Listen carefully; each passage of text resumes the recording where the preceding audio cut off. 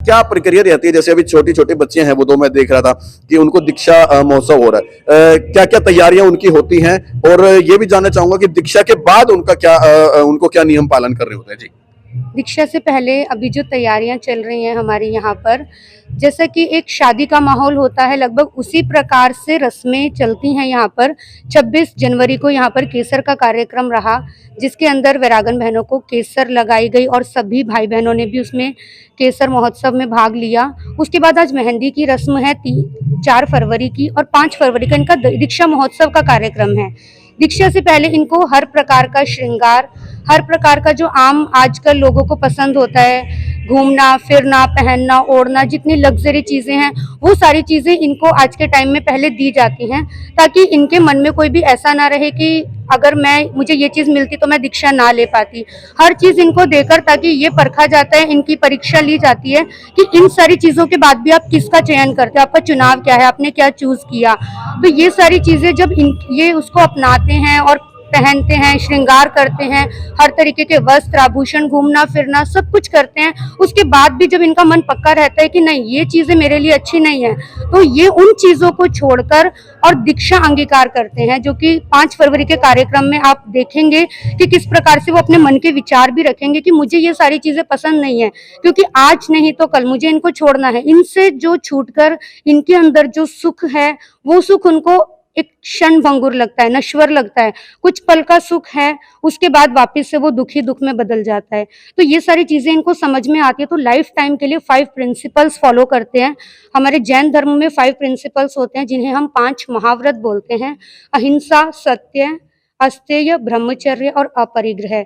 जीवन पर्यंत ना ये किसी प्रकार की हिंसा खुद करेंगे, ना किसी और से करवाएंगे। छोटी से छोटी हिंसा का त्याग, जीवन भर झूठ बोलने का त्याग, अनमैरिड लाइफ में रहेंगे, हर प्रकार की चोरी का त्याग, और कम से कम जितनी जरूरत की चीजें हैं बस उतना ही रखेंगे। तो हर प्रकार के परिग्रह का त्याग, यानी अपनी लाइफ को, अपने जीवन को ये बहुत संकुचित कर लेंगे। कम से कम चीजों में ये जितने भी यहाँ पर सुनने वाले श्रोता हैं, सबको ये पता है कि जितनी कम चीजें हमारे पास होती है, उतना हमारा सुख अच्छा होता है।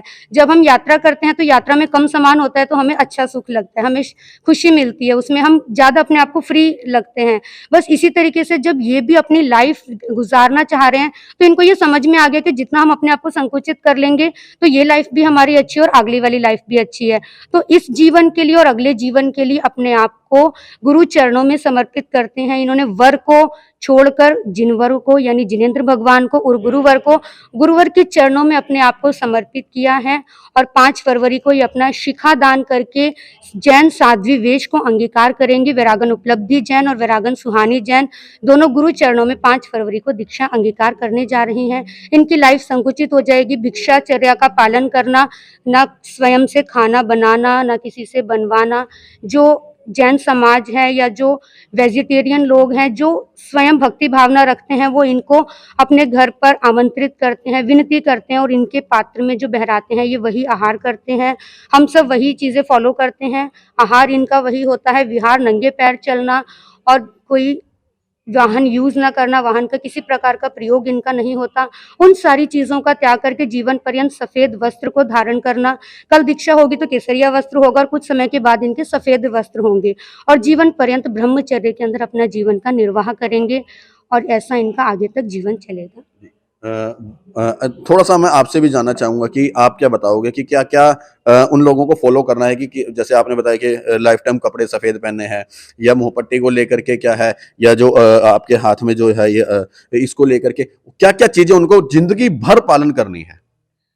जो ये मुख वस्त्रिका है, ये जैन धर्म की एक निशानी है, जैन धर्म का चिन्ह है, जिससे कि पता चलता है कि हम ये इसको मुख वस्त्रिका बोला जाता है। इसका कारण क्या है? जब हम बोलते हैं तो मुख से गर्म वायु निकलती है और बाहर का वातावरण ठंडा होता है, तो उनका टकराव होने से जब बाहर से गर्म हवा निकलेगी और बाहर का वातावरण ठंडा है, तो उससे जीवों की हिंसा होती है। इसमें भी एक सूक्ष्म दर्शन यही है कि जीवों की हिंसा ना हो। ये जो रजोहरण आप देख रहे हैं, ये आजीवन हम अपने साथ लेकर चलते हैं। ये रजोहरण जैन धर्म की निशानी है। कोई भी जीव यदि मार्ग में आता है तो हम इसको साफ करके, इससे स्वच्छ करके ही बैठते हैं। ये बहुत सॉफ्ट होता है, जिससे कि किसी भी जीव की इससे हत्या कभी भी होने की संभावना नहीं रहती है। उसके बाद वो पूरे जीवन भर किन किन चीजों को फॉलो करेंगे, कि पूरे जीवन भर उनको वो चीजें नहीं मिली, क्योंकि संसार में है तो देखो हम डेली वस्त्र पहनते हैं, नहाते हैं, धोते हैं, तमाम वो चीजें करते हैं जो संसार में, वो क्या क्या चीजें छूट जाएंगी अब उनकी। जीवन भर रात्रि भोजन का त्याग रहेगा। सूर्यास्त के बाद हम कभी जल भी ग्रहण नहीं करते और सूर्य उदय तक कुछ भी ग्रहण नहीं करते। एक तरह से कह सकते हैं कि मुख के रास्ते से कुछ नहीं जाएगा। जिसके अंदर चाहे कोई मृत्यु शैया पर भी पड़ा हो तो हम उस चीज का पूर्ण रूप से त्याग रखते हैं। नंगे पांव चलना और हमारे सीमित वस्त्र होते हैं, चाहे सर्दी हो, कितनी भी भयंकर सर्दी हो, लेकिन सीमित वस्त्रों का प्रयोग करना है, सीमित सामान का प्रयोग करना है। पहनने की जो ड्रेस है, जैसे ग्रस्त होता है 10, 50, 100 तरह की ड्रेसेस होती हैं, पर यहाँ कुछ नहीं है, केवल 2 तरह की ड्रेस, 2 ही ड्रेसेस होती हैं, एक धोते हैं और दूसरी धारण कर लेते हैं। तो इस तरह से अपनी हर चीज को व्यवस्थित करते हैं और जीवन के अंदर जो सबसे बड़ा महत्व है वो संयम का है। संयम को धारण करते हैं, गुरु आज्ञा में रहते हैं। गुरु आज्ञा जीवन के अंदर विनय को धारण करके जो गुरु का उपदेश या जो गुरु का आदेश होता है उसको पालन करते हुए अपने संयम जीवन का निर्वाह करना, ये प्रत्येक शिष्य का। और जो गुरु ने कह दिया, सबसे पहले सर्वप्रथम गुरु आज्ञा शिरोधार्य और उसके बाद बाकी सब। शमन भगवान महावीर स्वामी का संदेश है कि सर्वप्रथम जीवन में सेवा को धारण करना है। तो जो भी संयमी होता है, गुरु की सेवा इसी में है कि हम गुरु की आज्ञा का हर समय हर क्षण पालन करें। अभी 2 लड़कियां हैं जो यहाँ पर दीक्षा लेने जा रही हैं, उनके नाम क्या हैं या उनके बारे में क्या बताओगे, वो कैसी हैं, वो आपको कैसा लगा? जो हमारी 2 वैरागन बहनें हैं, वैरागन बहन उपलब्धि जैन और वैरागन बहन सुहानी जैन, वो अभी संयम पथ पर जो आरूढ़ होने जा रही हैं, उनको लगभग हमारे साथ रहते हुए ये साथ हो गए उसको 6 साल से लगभग उपलब्धि वैरागन हमारे साथ में है अंडर ट्रेनिंग, जिससे कि हम उनको ज्ञान ध्यान शिक्षा दे रहे हैं और हम देख रहे हैं क्या वो इस जीवन का निर्वाह कर पाएंगी, क्या वो इस जीवन में इस तरह से रह पाएंगी। तो वो उसकी पूरी तरह से हमें लगता है कि अब वो उसके लिए सक्षम है। ज्ञान ध्यान अध्ययन, गुरु आज्ञा का पालन कैसे करना है, पैदल कैसे विहार करना है, नंगे पांव कैसे चलना है, सीमित संसाधनों में रहकर जीवन को कैसे यापन करना है। तो हमें लगता है कि वो दोनों बहनें इस तरह से पूर्ण रूप से सक्षम हो गई हैं। तभी हमने ये निर्णय लिया है कि अब इन्हें हम उनकी इच्छा पर संयम जीवन अंगीकार करवा रहे हैं। इनकी उम्र कितनी है अभी? वैरागन उपलब्धि जैन की उम्र लगभग 16 वर्ष की है और जो वैरागन सुहानी है उसकी उम्र 14 वर्ष है। ठीक है। अभी जैसे आपने मुझे बताया लगभग पिछले 6 साल से ही आपके साथ हैं, तो 16 साल की जो है वो लगभग पिछले 10 साल की जब थी वो आपके पास आ गई थी, और जिसकी उम्र 14 है वो लगभग 8 साल की आपके पास आ गई थी। तो फिर तो इसका मतलब आपने बचपन में उनको अपने पास ले लिया। आपको लगता है कि ये कहीं ना कहीं गलत भी हो सकता है कि बचपन में बच्चों को इस तरह से अपने साथ रखना? नहीं, बच्चों को जो लिया जाता है या अपने साथ रखा जाता है वो हम अपनी स्वीकृति से नहीं लेते, उसके अंदर बच्चे की स्वीकृति होती है।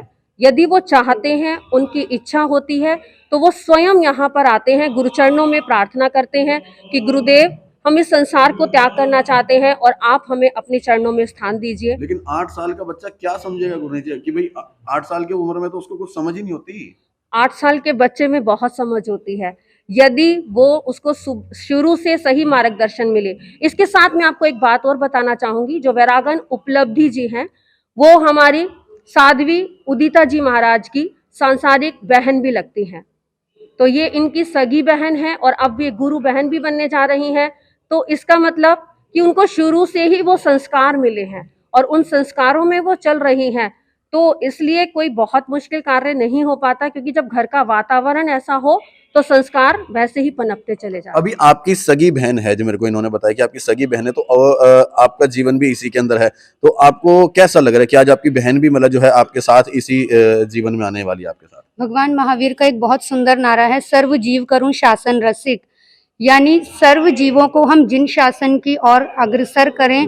तो अगर मेरी खुद की बहन, जो कि हमने एक ही घर परिवार में जन्म लिया, अगर वो इस रास्ते पर आगे बढ़ रही है तो मुझे इस चीज़ की बहुत खुशी है, क्योंकि मुझे, अगर मैंने ये रास्ता अपनाया है तो कहीं ना कहीं मुझे ऐसा लगता है कि इससे अच्छी लाइफ और कोई नहीं हो सकती। और जो आपके परिवार के होंगे, आप भी यही चाहोगे कि अच्छी लाइफ में वो जाएं, तो इसीलिए मुझे इस चीज़ की बहुत खुशी है। मैं चाहती हूँ कि और भी फैमिली मेंबर्स अगर इस राह पर चलते हैं तो मैं उन्हें सपोर्ट करूंगी। मतलब आपको नहीं लगता कि उनको पूरी जिंदगी भर नंगे पैर चलना पड़ेगा, पूरी जिंदगी भर बिना भोजन बिना वस्त्र चेंज करे, मतलब क्योंकि कहीं ना कहीं रंगीन वस्त्र उनको त्यागने पड़ेंगे, आभूषण, मतलब बहुत सारी इच्छाएं होंगी जो उनको मारनी पड़ेंगी। आपको लगता इच्छाएं है? मारनी नहीं है, अगर इच्छा मारने का प्रश्न होता तो उनकी खुद की इच्छा ना होती। इसमें इच्छा उन्होंने मारी नहीं, उनकी खुद की इच्छा है कि उनको ये लाइफ पसंद है, तो उनकी खुद की इच्छा से, उनके पेरेंट्स से परमिशन लेकर ही ये सारा काम आगे किया है, तो इसमें कोई इच्छा उन्होंने नहीं मारी। और मुझे खुद का अनुभव है कि हमें लगता है कि वास्तव में हमें संसारी लाइफ अच्छी नहीं लगती, उनको भी अच्छी नहीं लगती, इसीलिए वो इस रास्ते पर आ रहे हैं।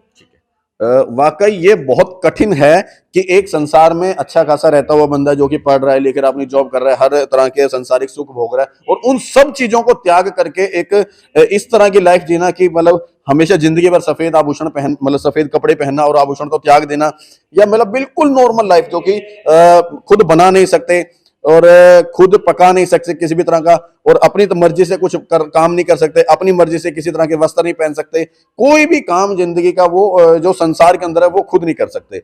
वो भी होगा तो क्या, अगर कोई भिक्षा के तौर पर जैसे जाएंगे ये लोग कहीं पे, किसी ने बनाया, वो भी जैन समाज के घर पे, जो कि जो प्रॉपर तरीके से वेजिटेरियन है उसके पास जाएंगे वो, और उसी से जो है भिक्षा लेकर के खाएंगे, और जिंदगी भर जो है शाम को मतलब रात्रि भोजन का त्याग रहेगा। तमाम वो ऐसे नियम हैं जो वाकई सोचकर भी हमारी तो रूह कांपती है।